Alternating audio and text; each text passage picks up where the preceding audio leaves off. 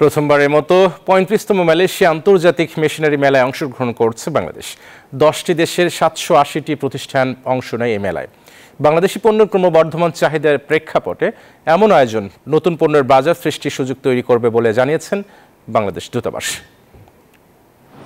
মালয়েশিয়ার কুয়ালালামপুরে ৩৫তম আন্তর্জাতিক মেশিনারি মেলায় অংশ নিয়েছে বাংলাদেশ। বাংলাদেশ হাইকমিশনের উদ্যোগে এই মেলায় প্রথমবারের মতো পণ্য প্রদর্শন করছে বাংলাদেশি বিভিন্ন প্রতিষ্ঠান।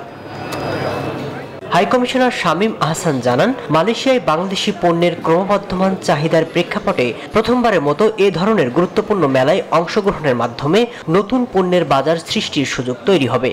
মালয়েশিয়ার বাজারে আমাদের রপ্তানিকে আরও সম্প্রসারিত করার জন্য মাননীয় প্রধানমন্ত্রীর যে উদ্যোগ ইকোনমিক ডিপ্লোম্যাসি, অর্থনৈতিক কূটনীতি, সেই অবস্থান থেকে বাংলাদেশ হাইকমিশন কাজ করে যাবে।